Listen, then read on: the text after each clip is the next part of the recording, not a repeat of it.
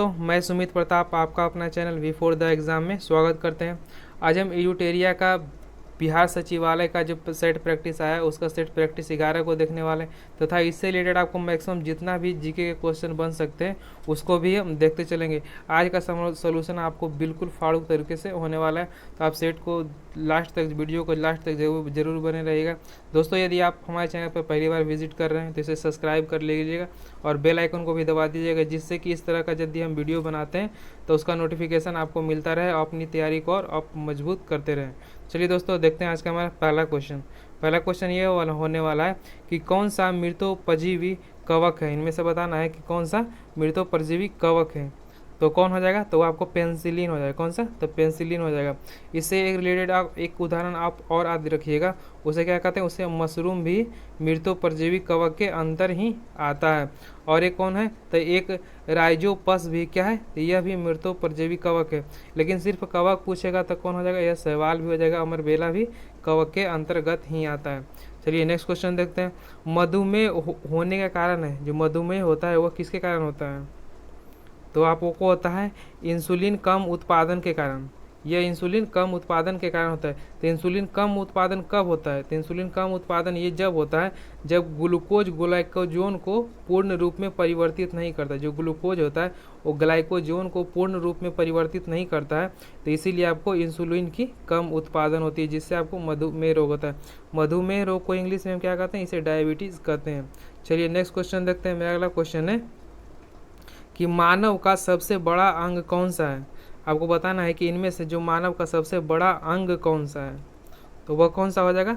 वो आपको त्वचा है जो सबसे बड़ा अंग हो जाएगा। ये क्या है? तो ये आपको बाह्य है। क्या है? ये आपको बाह्य है। यदि पूछ देगा यहाँ सबसे बड़ा होके आंतरिक में पूछ देगा तो आंतरिक में क्या हो जाएगा? आंतरिक में आपको लीवर हो जाएगा। क्या? तो यकृत कह लीजिए, ऐसे इसे आप लीवर कह लीजिए। नेक्स्ट क्वेश्चन देखते हैं। पक्षियों द्वारा की जाने वाली परागण की प्रक्रिया को किस नाम से जाना जाता है?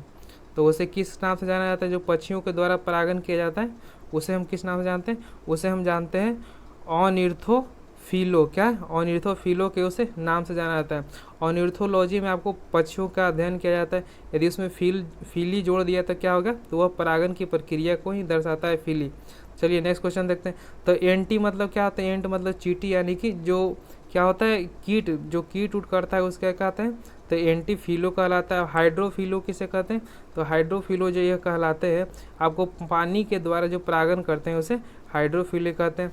और जो क्या है? तो ये आपको जो मधुमक्खियों के द्वारा जो परागण किया जाता है उसे क्या कहते हैं? उसे एम्ब्रियोफियो, क्या है? एम्ब्रियोफिली कहा जाता है, मधुमक्खियों के द्वारा परागण प्रक्रिया को।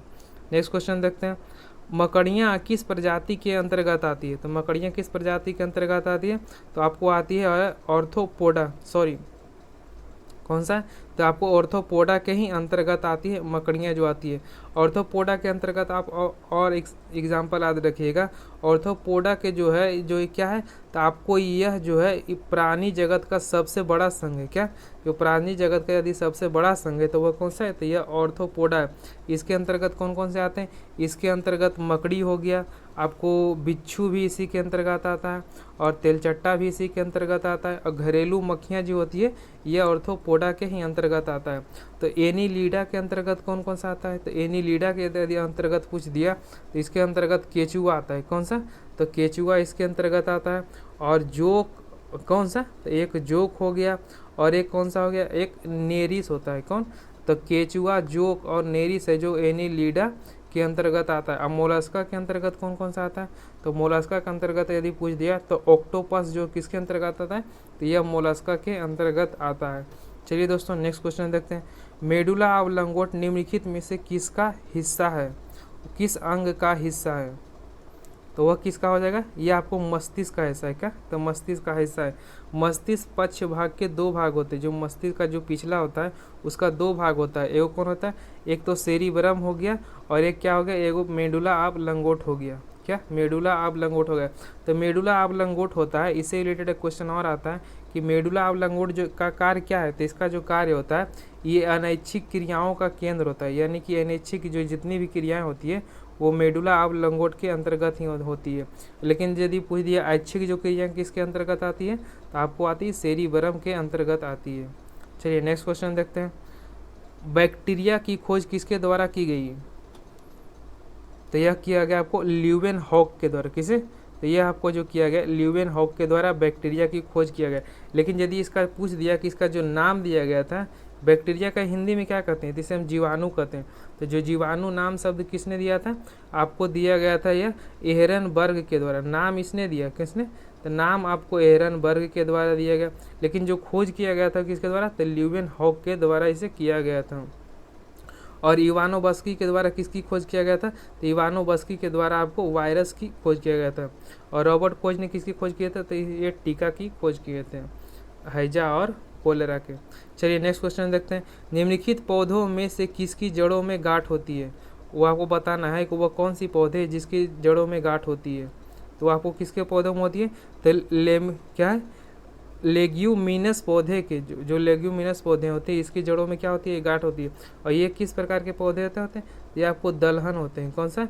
तो आपको दलहन प्रकार के पौधे होते हैं जिसके जड़ में क्या होती है? तो गांठें होती है।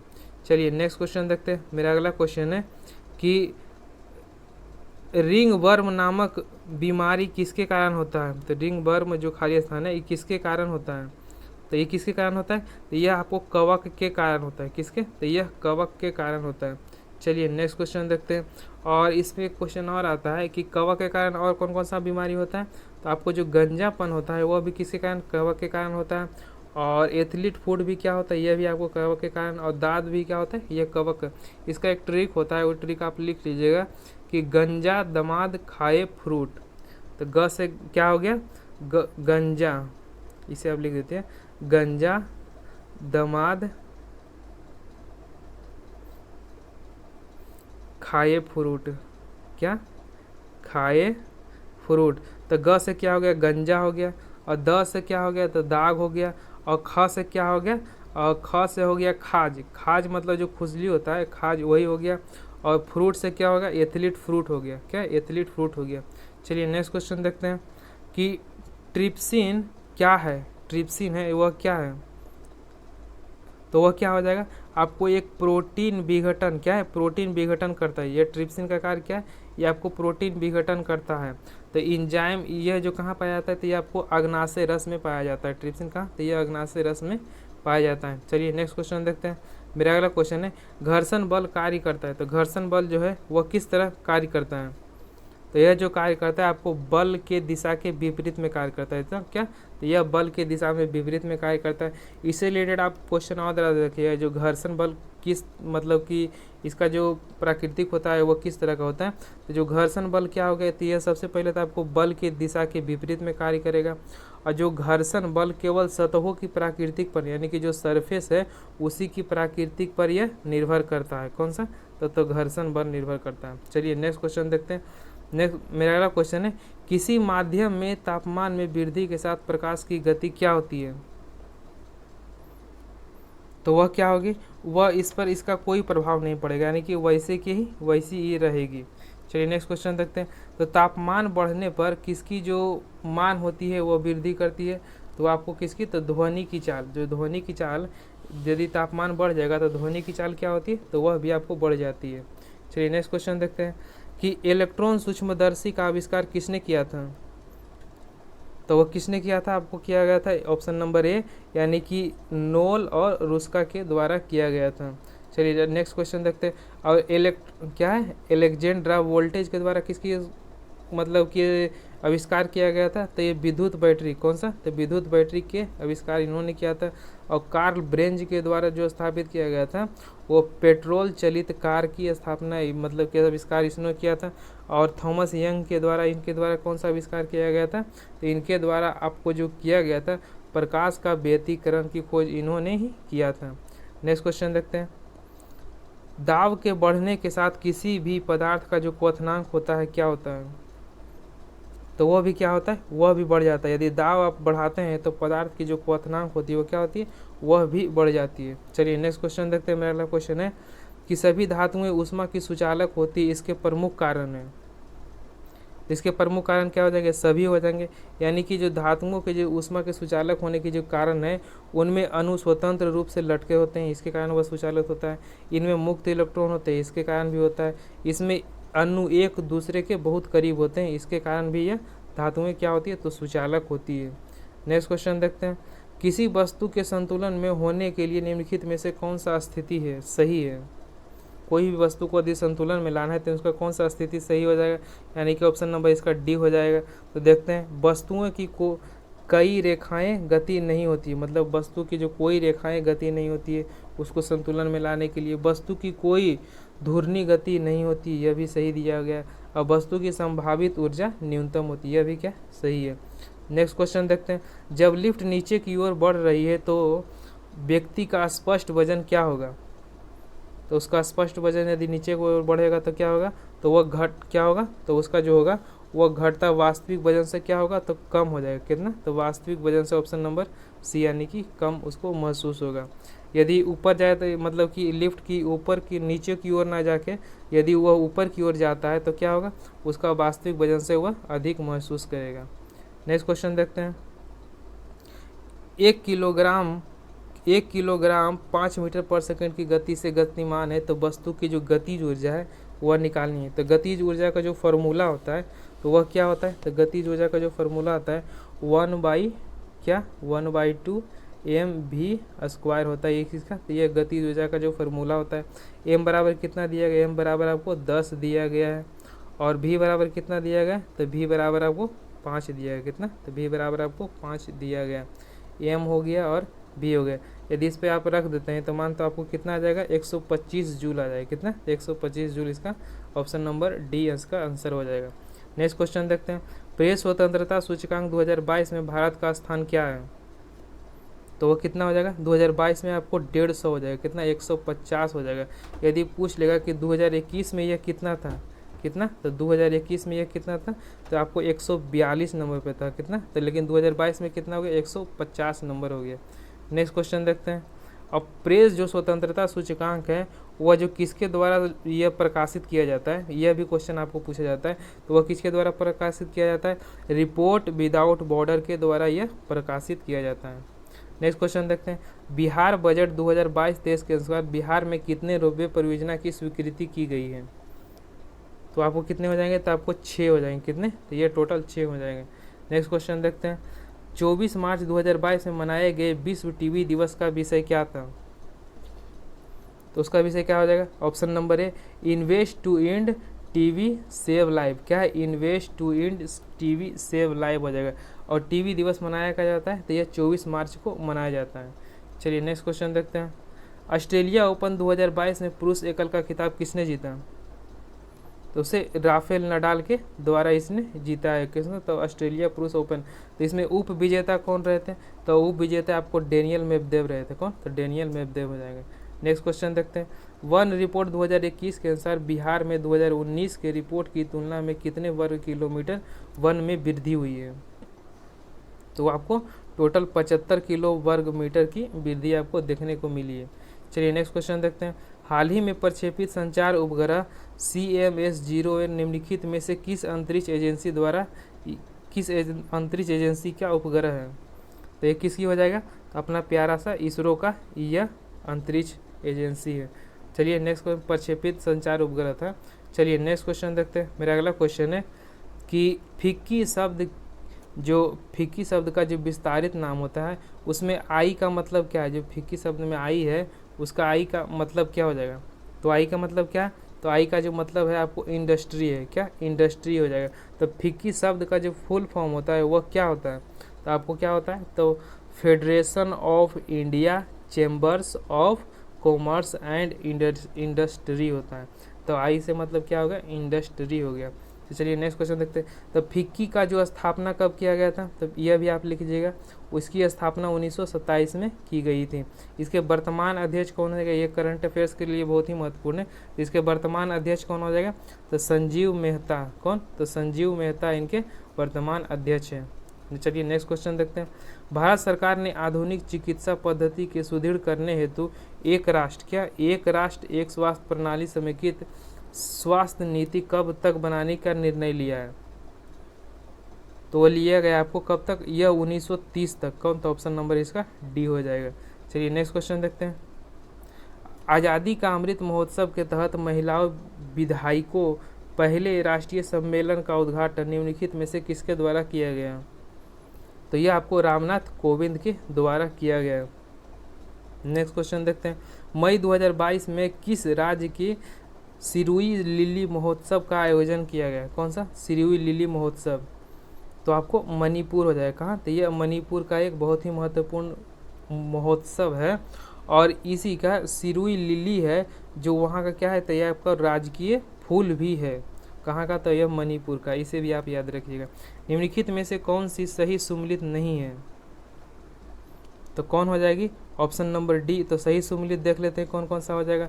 रबर बोर्ड का जो मतलब कि जो मुख्यालय कहाँ है, ये आपको रबर बोर्ड का हो जाएगा कोट्टायम में हो जाएगा। कॉफ़ी बोर्ड का मुख्यालय कहाँ? बेंगलुरु में है। और चाय बोर्ड का जो मुख्यालय कहाँ है, यह कोलकाता में हो जाएगा। ये तंबाकू बोर्ड का तो मुख्यालय कहाँ हो जाएगा? तो इसका गंटूर में हो जाएगा। क्या? तो इसका जो मुख्यालय है आपको गंटूर में है। यह भी आप लिख लीजिएगा। नेक्स्ट क्वेश्चन देखते हैं। इससे रिलेटेड एक क्वेश्चन और आता है कि मसाला बोर्ड का जो मुख्यालय कहाँ है?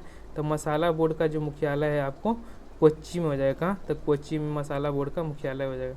नेक्स्ट क्वेश्चन देखते हैं। बैंक दर की वह दर है, बैंक दर है जो वह कैसी दर है? तो वह है, वह का आंसर क्या हो जाएगा? आंसर सी हो जाएगा। जिस पर वाणिज्यिक बैंक आरबीआई से ऋण लेता है उसे क्या कहते हैं? उसे बैंक दर कहते हैं। नेक्स्ट क्वेश्चन देखते हैं।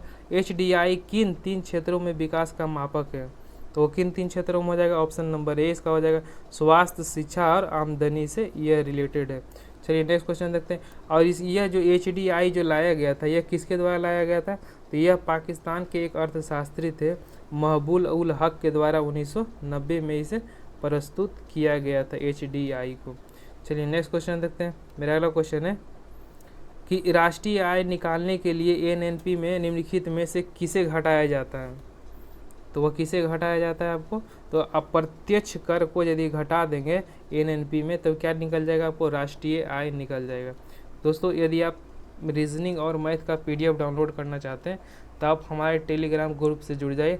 वहाँ पर हम आपको इससे रिलेटेड आपको जो इसका रीजनिंग और मैथ का जो पीडीएफ होगा, सॉल्यूशन होगा, उसका हम प्रोवाइड कर देते हैं। तो आप हमारे टेलीग्राम से नहीं जुड़े तो वहाँ से जुड़ जाइए। हम आपको डिस्क्रिप्शन बॉक्स में उसका लिंक दे देंगे, आप वहाँ से जुड़कर इसका सॉल्यूशन डाउनलोड कर सकते हैं। चलिए दोस्तों नेक्स्ट क्वेश्चन देखते हैं। मेरा अगला क्वेश्चन है दोस्तों, यदि आपने हमारे चैनल को अभी तक सब्सक्राइब नहीं किया तो प्लीज़ इसे ज़रूर सब्सक्राइब कर दें, क्योंकि इस तरह का सेट सॉल्यूशन आपको और कहीं देखने को मिलता नहीं है और इसमें सेट सॉल्यूशन करने में आपको बहुत ही मेहनत लगती है। तो इस मेहनत को आप ज़रूर सफल बनाइए और अपना भी इसमें योगदान दीजिए ताकि इस तरह का वीडियो हम रेगुलर आपके लिए प्रोवाइड करते रहें। तो दोस्तों इसे प्लीज़ ज़रूर सब्सक्राइब कर दें, बेल आइकन को भी दबा दें, जिससे कि इस तरह का वीडियो जब भी हम बनाएं तो उसका नोटिफिकेशन आपको मिलता रहे। दोस्तों हमने एक मास्टर वीडियो भी बना रखा है दृष्टि बुक का, जो आपको टोटल एनसीईआरटी बेस्ड पर है बुक है। यदि आप उसे नहीं देखे हैं तो उसे ज़रूर जाकर देख लें, क्योंकि उस बुक से आपको हर एक एग्ज़ाम में 4 से 5 क्वेश्चन देखने को मिलता है। तो उसे नहीं देखें तो उसे ज़रूर जाके देख लें, हमने उसका प्लेलिस्ट भी बना रखा है। चलिए दोस्तों नेक्स्ट क्वेश्चन देखते हैं। सिंधु काल में सीसा का आयात कहाँ से किया जाता था? जो सीसा का जो आयात होता था आपको कहाँ से किया जाता था? तो वह जो आपको किया जाता था तो वह, अब बताइए इसका आंसर क्या हो जाएगा? तो इसका जो आंसर आपको होने वाला है कहाँ हो जाएगा? ईरान से कहाँ होता? इसका ऑप्शन नंबर ए हो जाएगा, यानी कि ईरान से आपको सीसा का आयात किया जाता था। चलिए ओमान से किस चीज़ का आयात किया जाता था? ओमान से आपको तांबा का आयात किया जाता था। किससे? तो तांबा का आयात आपको ओमान से किया जाता था। अफगानिस्तान से किसका आयात किया जाता था? तो अफगानिस्तान से आपको चांदी का आयात किया जाता था। चलिए नेक्स्ट क्वेश्चन देखते हैं। सैंधव सभ्यता का महान स्नानागार कहाँ से प्राप्त हुआ? तो वह कहाँ से प्राप्त होगा आपको? मोहनजोदड़ो से। कहाँ? तो मोहनजोदड़ो से प्राप्त होगा। और मोहनजोदड़ो किस नदी के किनारे है? तो आपको सिंधु नदी के किनारे है। कौन सा? तो आपको सिंधु नदी के किनारे आपको मोहनजोदड़ो पड़ता है। और हड़प्पा किस नदी के किनारे है? तो आपको रावी नदी के किनारे हो जाएगा। लोथल किस नदी के किनारे है? तो यह भोगवा नदी के किनारे हो जाएगा। और कालीबंगा किस नदी के किनारे है? तो आपको घरघर नदी के किनारे है। चलिए नेक्स्ट क्वेश्चन देखते हैं। मेरा अगला क्वेश्चन है कि गायत्री मंत्र किस पुस्तक में मिलता है? तो गायत्री मंत्र है जो किस पुस्तक में मिलता है, तो आपको जो मिलेगा, आपको कौन सा पुस्तक में, तो ऋग्वेद में यह मिलेगा। कहाँ, तो आपको ऋग्वेद में यह देखने को मिलेगा। और यह जो लिखा गया था गायत्री मंत्र, ये किसके द्वारा लिखा गया था, आपको विश्वामित्र के द्वारा यह लिखा गया था। चलिए नेक्स्ट क्वेश्चन देखते हैं। निम्नलिखित में से किसने दिल्ली को सल्तनत की राजधानी के रूप में स्थापित किया था, तो किसने किया था दिल्ली को सल्तनत की राजधानी के रूप में, आपको इल्तुतमिश ने, किसने, तो यह इल्तुतमिश के द्वारा यह किया गया था। चलिए इल्तुतमिश के बारे में कुछ जान लेते थे। इनका शासन कब से कब रहा था, तो इनका जो शासन काल रहा था वो आपको 1250 से लेके कितना, तो 1236 तक इनका शासन काल रहा था। शासन काल भी कभी कभी आपको पूछ दिया जाता है। और इन्हीं के द्वारा आपको शुद्ध अरबी सिक्के चलाए गए थे। कौन सा, तो शुद्ध अरबी जो सिक्के चलाए गए थे इन्हीं के द्वारा चलाए गए थे। और रजिया सुल्तान कौन थी, तो रजिया सुल्तान दिल्ली सल्तनत की पहली महिला शासिका रजिया सुल्तान थी।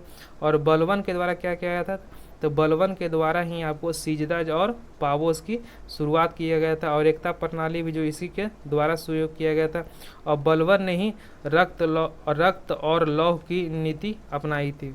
चलिए नेक्स्ट क्वेश्चन देखते हैं। मेरा अगला क्वेश्चन है कि विजयनगर साम्राज्य का वित्तीय व्यवस्था का मुख्य विशेषता क्या था, तो वित्तीय जो व्यवस्था, इसका मुख्य विशेषता आपको भू राजस्व था। क्या, तो भू राजस्व से ही इसका जो वित्तीय व्यवस्था चलता था। तो ये राजस्व कितना रखता था, तो 1/6 यह रखता था। चलिए नेक्स्ट क्वेश्चन देखते हैं। और विजयनगर साम्राज्य की स्थापना कौन किया था, तो हरिहर और बुक्का के द्वारा किया गया था। और हरिहर और बुक्का का संबंध कौन सा वंश से था, तो वो आपको संगम वंश से था। कौन सा, तो आपको संगम वंश से इनका संबंध था। चलिए नेक्स्ट क्वेश्चन देखते हैं। किस मुगल बादशाह के विरुद्ध जौनपुर से फतवा जारी किया गया था, तो वह किसके विरुद्ध, तो वह अकबर के विरुद्ध जौनपुर से फतवा जारी किया गया था। चलिए नेक्स्ट क्वेश्चन देखते हैं। झंडा गीत के रचनाकार निम्नलिखित में से कौन सा है, कौन सा, तो झंडा गीत के रचनाकार, तो वो कौन हो जाएंगे, आपको हो जाएंगे श्यामलाल पार्षद। कौन, तो श्यामलाल पार्षद ने ही झंडा गीत को रचना किया था। तो झंडा गीत कौन सा गीत है, तो झंडा गीत जो वह है जो विजयी विश्व तिरंगा प्यारा झंडा ऊंचा रहे हमारा, यही क्या आपका क्या है, तो यह आपका झंडा गीत है। नेक्स्ट क्वेश्चन देखते हैं कि नीचे दिए गए घटना और उसके तिथियों में आपको सही मिलान करना है। चलिए देखते हैं। रोलेक्ट एक्ट कब हुआ था, तो रोलेक्ट एक्ट जो हुआ था आपको 18 मार्च 1919 को, यानी कि ऑप्शन नंबर इसका ए हो जाएगा। और रोलेक्ट सत्याग्रह कब हुआ था, तो यह 6 अप्रैल 1919 को हुआ था। और भारतीय राष्ट्रीय कांग्रेस का अमृतसर जो महोत्सव अधिवेशन हुआ था वह कब हुआ था, तो यह आपको हुआ था 2 दिसंबर 1919 को हुआ था। और जलियांवाला बाग हत्याकांड कब हुआ था, तो यह आपको 13 अप्रैल 1919 को हुआ था। चलिए दोस्तों देखते हैं इसका ऑप्शन नंबर क्या हो जाएगा, तो इसका नंबर ऑप्शन नंबर क्या हो जाएगा, ऑप्शन नंबर इसका डी हो जाएगा। चलिए नेक्स्ट क्वेश्चन देखते हैं। निम्नलिखित में से किसने भारत छोड़ो आंदोलन के दौरान जेल से फरार होकर भूमिगत गतिविधियों को संगठित किया था, तो जयप्रकाश नारायण के द्वारा। ये जयप्रकाश नारायण ने आपको क्या किए थे, तो आपको हजारीबाग इनको सेंट्रल जेल में रखा गया था, उन्हीं से यह फरार होकर भूमिगत गतिविधियों को संगठन यह किए थे।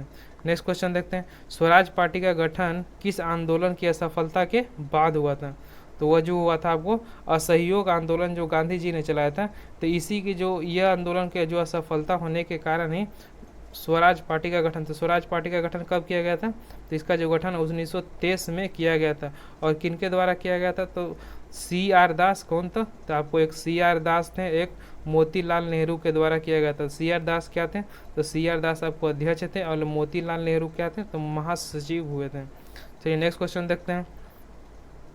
निम्नलिखित में से कौन सा मिलान सही नहीं है, तो कौन सा सही नहीं है, आपको डी ऑप्शन है जो सही नहीं है। तो सही को देख लेते हैं सबसे पहले। नागा अर्जुन परियोजना किस नदी पर है, तो यह कृष्णा नदी पर हो जाएगा। और बगलीहार परियोजना आपको चिनाब नदी पर हो जाएगा। और रंजीत सागर परियोजना जो बांध है वह किस नदी पर है, यह रावी नदी पर है। तो चलिए देखते हैं। तो टिहरी बांध आपको किस परियोजना है जो किस नदी पर हो गया, तो यह गंगा नदी ना होकर कौन सा है, तो यह आपको भागीरथी नदी पर। कौन सा, तो भागीरथी नदी पर टिहरी परियोजना है। और भागीरथी नदी कहाँ है, तो यह आपको उत्तराखंड में पड़ता है। चलिए नेक्स्ट क्वेश्चन देखते हैं। केंद्रीय सिल्क बोर्ड की स्थापना कब किया गया, कौन सा बोर्ड, तो सिल्क बोर्ड की स्थापना। इसकी स्थापना आपको 1949 में किया गया था। सिल्क बोर्ड की स्थापना 1949 में किया गया था। लेकिन आपको कह दिया कि कुटीर उद्योग बोर्ड की स्थापना कब किया गया था, तो इसकी 48 में। कौन सा, तो जो कुटीर उद्योग बोर्ड था इसकी स्थापना 1948 में किया गया था। और 1953 में किसका स्थापना किया गया था? तो अखिल भारतीय हस्तकला बोर्ड। कौन सा? तो आपको हस्तकला कह देगा, तो इसका जो हो जाएगा, इसका क्या हो जाएगा? तो इसका 1953 में स्थापना किया गया था। और लघु उद्योग बोर्ड की जो स्थापना किया गया था, उसको लघु उद्योग बोर्ड की स्थापना कब किया गया था? तो 1954 में किया गया था। कुटीर कितना हो गया? तो 1948 में हो गया। और हस्तकला कितना? 1953 में हो गया। और लघु कुटीर उद्योग जो हो गया आपको 1954 में हो गया। और 1949 में किसका था? तो सिल्क बोर्ड की स्थापना 1949 में किया गया था। चलिए दोस्तों, नेक्स्ट क्वेश्चन देखते हैं। निम्नलिखित में से कौन सी नदी ब्रह्मपुत्रा नदी की सहायक नदी नहीं है? तो कौन सी हो जाएगी? जो ब्राह्मणी है यह ब्रह्मपुत्रा की सहायक नदी नहीं है। ये किसकी सहायक नदी है? तो आपको महानदी की। कौन सा? तो महानदी की यह सहायक नदी है। कौन? तो ब्राह्मणी हो जाएगा।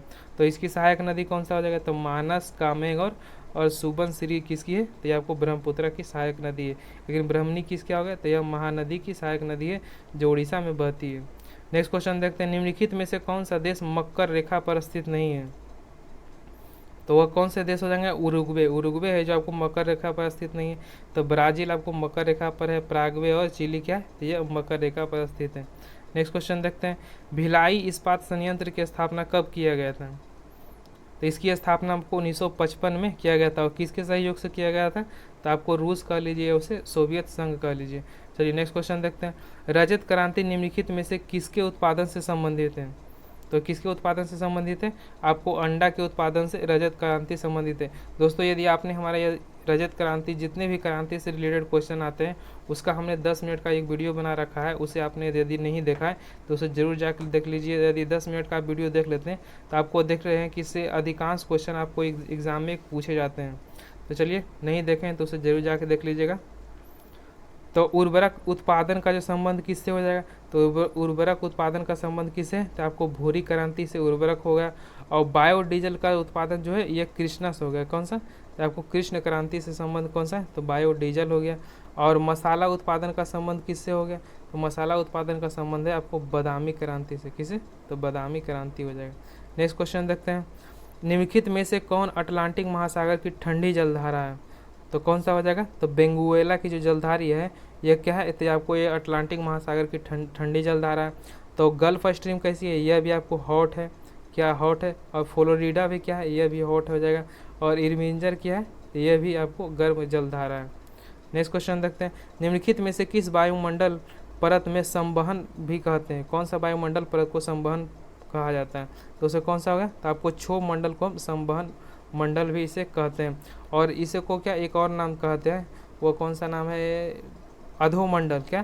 तो अधोमंडल भी हम इसे कहते हैं। चलिए नेक्स्ट क्वेश्चन देखते हैं। भारत में न्यायिक पुनर्विलोकन संकल्प किस देश से संबंधित है? जो न्यायिक पुनर्विलोकन है वह किस देश से लिया गया है? तो आपको संयुक्त राज्य अमेरिका से यह लिया गया है। और ब्रिटेन से क्या लिया गया? तो आपको ब्रिटेन से आपको संसदीय प्रणाली ली गई है। चलिए नेक्स्ट क्वेश्चन देखते हैं। भारत में सर्वप्रथम किस प्रधानमंत्री के मंत्रिपरिषद क्या के विरुद्ध अविश्वास प्रस्ताव लाया गया था? तो अविश्वास प्रस्ताव सबसे पहले किसके विरुद्ध लाया गया था? तो आपको पंडित जवाहरलाल नेहरू के विरुद्ध लाया गया था। और इसे लाया कौन था? तो इसे लाया कौन था?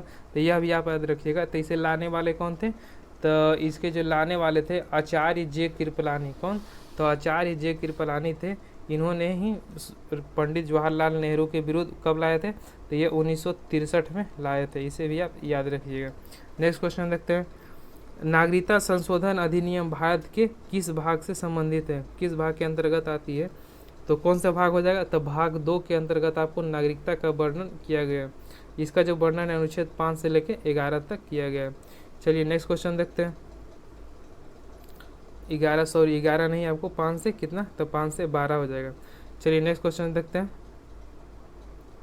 मेरा अगला क्वेश्चन है कि किस संविधान संशोधन अधिनियम द्वारा 6 से 14 बच्चों के वर्ष को निःशुल्क अनिवार्य शिक्षा का प्रावधान किया गया? तो कौन सा संविधान संशोधन हो जाएगा? तो 86वां संविधान संशोधन के तहत यह किया गया।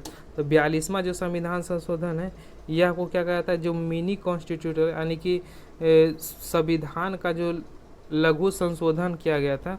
लघु संविधान संशोधन किसे कहा जाता है? तो 42वें संविधान संशोधन को कहा जाता था। और 44वें संविधान संशोधन किस लिए महत्वपूर्ण है? तो यह जो आपको है, यह जो आपको क्या कहता है, संपत्ति को क्या गया, संपत्ति के जो अधिकार, जो मौलिक अधिकार थे, इसी के तहत आपको उसे क्या कर दिया गया था? तो विधिक अधिकार कर दिया गया था। यह कब हुआ था? तो ये आपको जो हुआ था 1978 में यह हुआ था। और 42वें संविधान संशोधन कब हुआ था? तो ये आपको 1976 में हुआ था। इसे भी आप याद रखिएगा। और 86वें संविधान संशोधन कब हुआ था? तो यह जो हुआ था आपको कितना में? तो यह 2002 में हुआ था। कब? तो यह 2002 में हुआ था। और इसके जो बदलाव करके कौन सा अनुच्छेद में बदलाव कर दिया गया? तो 21 के ए के तहत इसे आप कर दिया गया है। चलिए नेक्स्ट क्वेश्चन देखते हैं।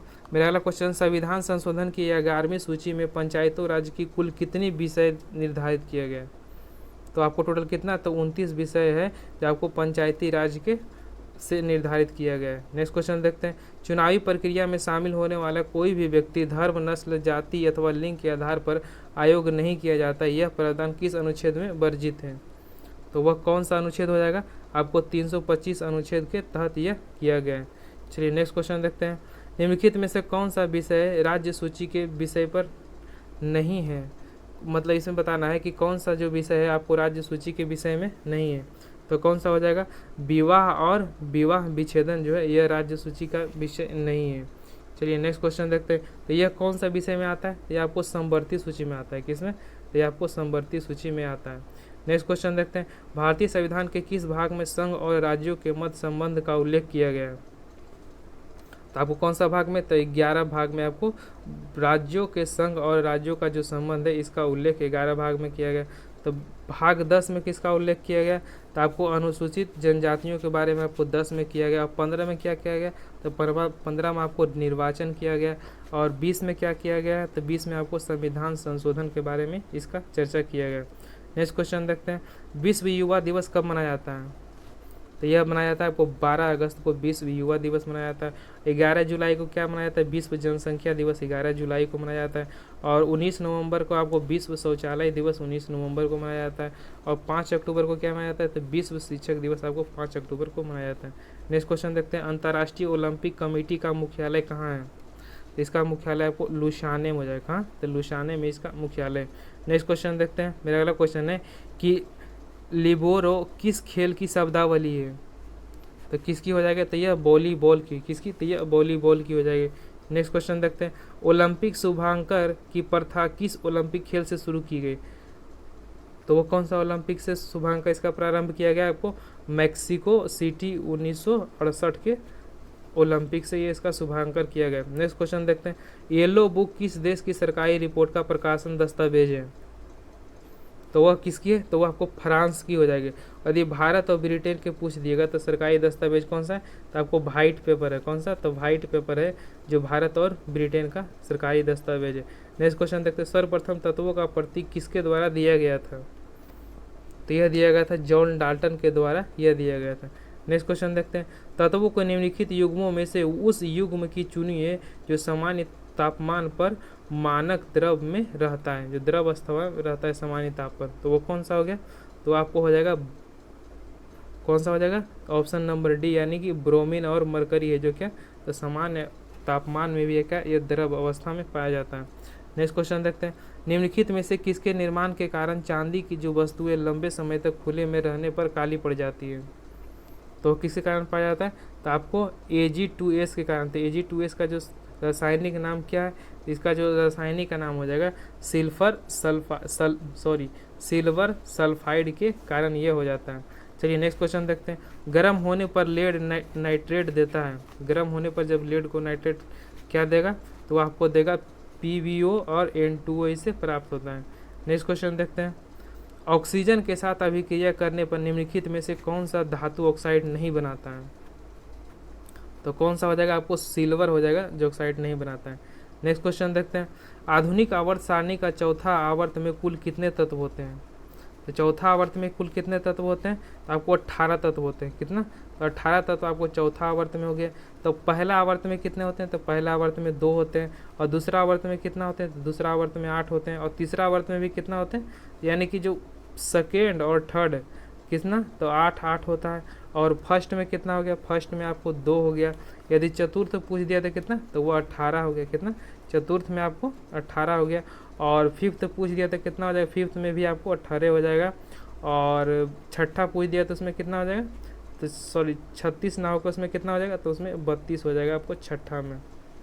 चलिए नेक्स्ट क्वेश्चन देखते हैं कि धातुओं की सक्रियता श्रेणी में सबसे अधिक क्रियाशील धातु कौन सी है, तो वह कौन सी हो जाएगी, जो सबसे अधिक क्रियाशील आपको धातु है तो वो आपको हो जाएगी पोटेशियम। कौन सा, तो पोटेशियम है जो सबसे अधिक क्रियाशील धातु है। चलिए नेक्स्ट क्वेश्चन देखते हैं।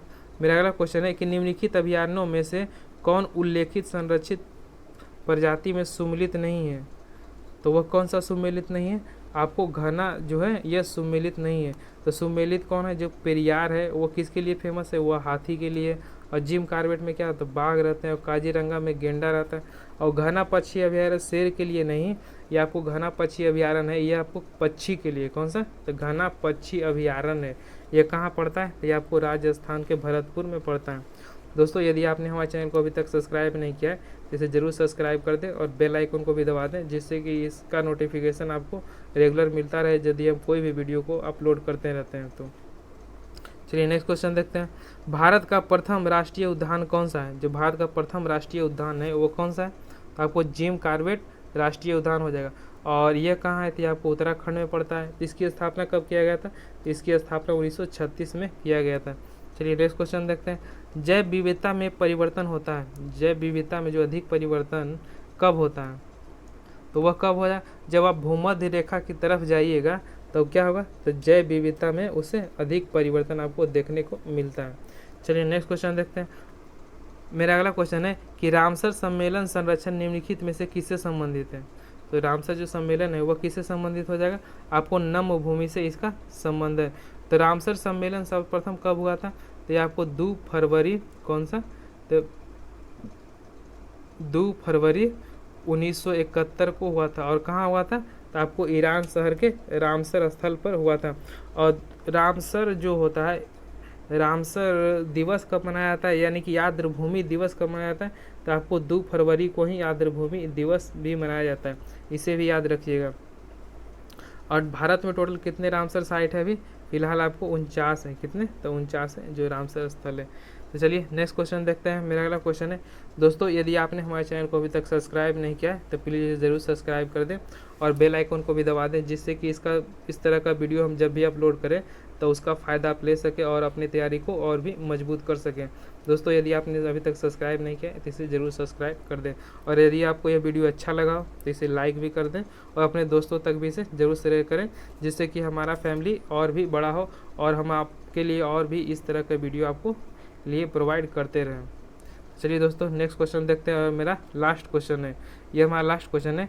निम्नलिखित में से कहाँ सदाबहार वन पाए जाते हैं, तो सदाबहार जो वन पाया जाता है वो कहाँ पाए जाते हैं, तो आपको पश्चिमी घाट में। कहाँ, तो ये पश्चिमी घाट में आपको सदाबहार वन पाए जाते हैं। दोस्तों यदि आपको यह वीडियो अच्छा लगा तो इसे ज़रूर लाइक कर दें। तो चलिए दोस्तों मिलते हैं अब नेक्स्ट वीडियो में। दोस्तों यदि आपने हम चैनल को अभी तक सब्सक्राइब नहीं किया तो इसे ज़रूर सब्सक्राइब कर दें और बेल आइकन को भी दबा दें, जिससे कि सबसे पहले नोटिफिकेशन आपको इसका मिलता रहे। तो चलिए दोस्तों मिलते हैं अब नेक्स्ट वीडियो में, तब तक के लिए जय हिंद।